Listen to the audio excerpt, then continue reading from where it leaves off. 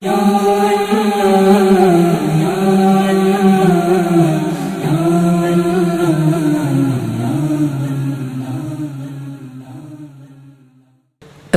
अलैकुम वरहमतुल्लाहि वबरकातुहू।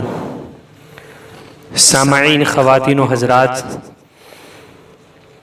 जैसा कि आप लोग जानते हैं, हज़रत बिलाल रदी अल्लाह तआला अन्हु वो जलीलुल क़द्र सहाबी है जिन्होंने नबी करीम सल्लल्लाहु अलैहि वसल्लम की मौजूदगी में अज़ान दी है। आज आपके सामने रूहानियत से भरा हुआ एक वाक़या पेश करना चाहता हूँ। वाक़े में ये वाक़या इतना अजीब है और रूहानियत और इश्क से भरा हुआ है कि अगर हम इस वाक़े को ध्यान से सुनेंगे तो हमारी आंखों में से आंसू निकल पड़ेंगे कि अल्लाह ने हमें जिस नबी सल्लल्लाहु अलैहि वसल्लम की उम्मत में पैदा किया है, वो नबी रसूल सल्लल्लाहु अलैहि वसल्लम कितने शफकत वाले और कितना रहम करने वाले थे।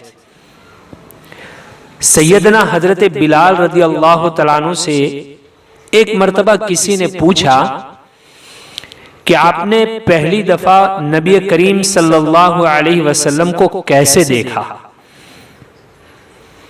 हजरत बिलाल रदी अल्लाह तआला अन्हु फरमाते हैं कि मैं मक्का के लोगों को बहुत ही कम जानता था, इसलिए कि हजरत बिलाल रदी अल्लाह तआला अन्हु गुलाम थे और अरब में गुलामों से इंसानियत सोज मामला किया जाता था।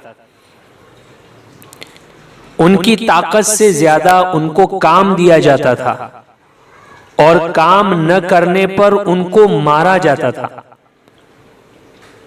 तो हजरत बिलाल रदी अल्लाह तआला अन्हु कहते हैं कि मुझे कभी इतना वक्त मिलता ही नहीं था कि मैं लोगों से जाकर मिलूं और इस्लाम और नबी करीम सल्लल्लाहु अलैहि वसल्लम या इस तरह की किसी चीज का कतई मुझे कोई इल्म भी नहीं था। एक मर्तबा ऐसा हुआ कि मुझे सख्त बुखार आ गया, मुझे सख्त बुखार आ गया और ये ठंडी का जमाना था और ठंडी भी जोरों से पड़ रही थी और बुखार ने मुझे कमजोर करके रख दिया था, इसलिए मेरा बदन भी कमजोर हो गया था और मुझे ठंडी भी बहुत ज्यादा लग रही थी। तो मैं चादर ओढ़ करके लेट गया। उधर मेरा मालिक आया और मुझे सोया हुआ देखा, चादर में लिपटा हुआ देखा, तो वो तो आग बगोला हो गया, गुस्सा करने लगा मुझ पे और मुझे डांटने लगा कि मैंने तुझे जौ पीसने के लिए दिए हैं, वो जौ तो तू पीसता नहीं है और लेटा हुआ है। उसने मुझे दरवाजे के पास लाकर बिठाया और कहा कि ये सारे जौ यहां रख और यहां ला करके पीस। अब मुझे तो उसकी बात माननी ही थी। दरवाजे पर मैं सारे जौ ले आया और वहां मैंने पीसना शुरू कर दिया। मैं पीसता जा रहा हूं, पीसता जा रहा हूं, रोता जा रहा हूं, पीसता जा रहा हूं, रोता जा रहा हूं। इतने में मैंने देखा कि एक शख्स आया, नूरानी चेहरे वाला, भला शख्स मालूम हो रहा था। उस शख्स ने मुझसे इजाजत ली अंदर आने की, तो मैंने उनको इजाजत दे दी। अब वो अंदर दाखिल हुए। वो शख्स जब मुझे रोता हुआ देखा तो पूछने लगे, भाई तुम क्यों रो रहे हो, क्या वजह है तुम रो रहे हो। तो मैंने तो जवाब दे दिया कि जाओ अपना काम करो, तुम्हें इससे क्या मतलब। मैं जिस वजह से भी रो रहा हूं मेरा मसला है, मेरा मामला है। यहां पूछने वाले तो बहुत आते हैं लेकिन कोई मदद करने वाला नहीं होता है। मुख्तसर ये कि हजरत बिलाल रदी अल्लाह तआला अन्हु ने नबी करीम सल्लल्लाहु अलैहि वसल्लम को बहुत सारे जुमले कह दिए। नबी करीम सल्लल्लाहु अलैहि वसल्लम ये सुन करके चल पड़े। हजरत बिलाल कहते हैं कि मेरे दिल में थोड़ी सी उम्मीद जगी थी कि ये शख्स आया है मेरी कोई मदद करेगा, लेकिन ये भी चलने लगा। तो मैंने फिर से कहा कि यहां पूछने वाले तो बहुत सारे आते हैं, लेकिन मदद करने वाला कोई नहीं होता। नबी करीम सल्लल्लाहु अलैहि वसल्लम ये सुनते रहे और आगे निकल गए। थोड़ी देर के बाद हजरत बिलाल कहते हैं कि वो शख्स वापस आए और उनके हाथ में गर्म दूध का प्याला था और दूसरे हाथ में खजूरें थी, और वो शख्स मुझसे कहने लगे, ये खजूरें और दूध ले लो और उसको खाओ और पियो और जाके सो जाओ। हजरत बिलाल कहते हैं मैं सो जाऊंगा तो ये जौ कौन पीसेगा? तो हजरत बिलाल कहते हैं उस शख्स ने मुझसे कहा कि तुम सो जाओ और सुबह ये जौ पीसे हुए मेरे पास से ले लेना।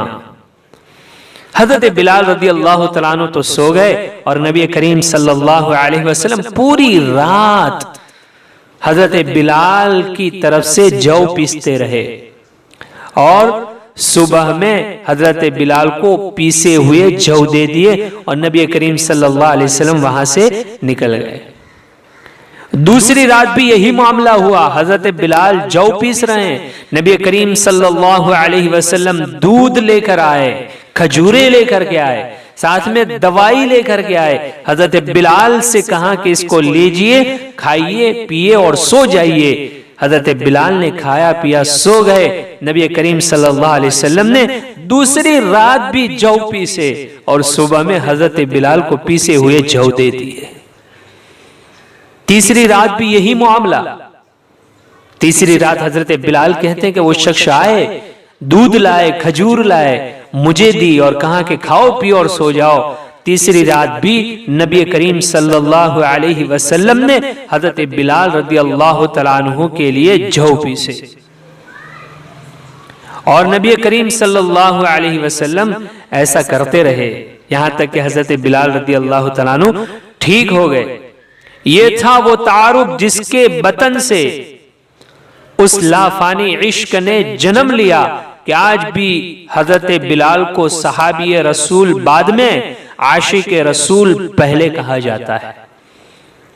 वो बिलाल जो एक दिन अजान न दे तो खुदा ताला सूरज को तुलू होने से रोक दे, उसने नबी करीम सल्लल्लाहु अलैहि वसल्लम के विसाल के बाद अजान देना बंद कर दिया, क्योंकि जब अजान में अशहदु अन्ना मुहम्मदर रसूलुल्लाह पर पहुंचते तो नबी करीम सल्लल्लाहु अलैहि वसल्लम की याद में हिचकियां बन जाती थी, बेख्तियार रो पड़ते थे।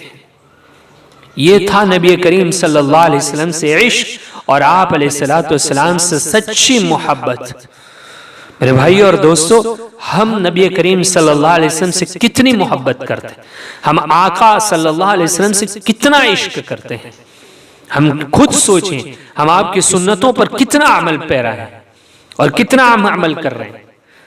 तो ये रूहानियत भरा हुआ वाकया है। हमें नबी करीम सल्लल्लाहु अलैहि वसल्लम की सुन्नतों को अपनी जिंदगी में जगह देनी चाहिए और उस पर अमल करना चाहिए, उसको आगे फैलाना चाहिए, लोगों तक पहुंचाना चाहिए और नबी करीम सल्लल्लाहु अलैहि वसल्लम की सीरत को पढ़ना चाहिए और आपके वाकयात को पढ़कर इबरत हासिल करनी चाहिए। दोस्तों, चलते चलते आपसे ये गुजारिश करूंगा कि रूहानियत और इश्क भरा वाकया अपने तक महदूद न रखें, दूसरे तक पहुंचाएं और आप में और इसमें आपका कोई ज्यादा वक्त नहीं जाएगा, एक लम्हा लगेगा दूसरे तक पहुंचाने की खातिर। अगर आपने दूसरे तक पहुंचाया और ये भी आगे पहुंचा, जितने लोगों तक पहुंचेगा और ये वाकया सुनेंगे और इससे इबरत हासिल करेंगे और सुन्नत पर अमल पैरा होंगे, इनके दिलों में नबी करीम सल्लल्लाहु अलैहि वसल्लम की सच्ची मोहब्बत पैदा होगी, जरिया आप बनेंगे। इसलिए तो आप इसको अपने तक महदूद न रखें बल्कि दूसरों तक पहुंचाएं और ऐसे वाकयात आपको जहां कहीं भी मिले, देखने पढ़ने मिले, सुनने मिले, कहीं भी दीनी मजलिस में आप चले जाएं, कोई वाक़या सुने तो उसको आगे पहुंचाते रहिए, पहुंचाते रहिए, पहुंचाते रहिए, खुद अमल करते रहिए। अल्लाह तबारक व तआला हम तमाम को नबी करीम सल्लल्लाहु अलैहि वसल्लम का सच्चा आशिक बनाए और सच्ची मोहब्बत अता फरमाए और आपकी फरमाबरदारी करने की तौफीक अता फरमाए और आपका इत्तिबा करते हुए हमें जिंदगी गुजारने की तौफीक अता फरमाए। व आखिरु दावाना अनिल हम्दुलिल्लाहि रब्बिल आलमीन। شكرا يا ربي شكرا هديت قلبي شكرا نورت دربي شكرا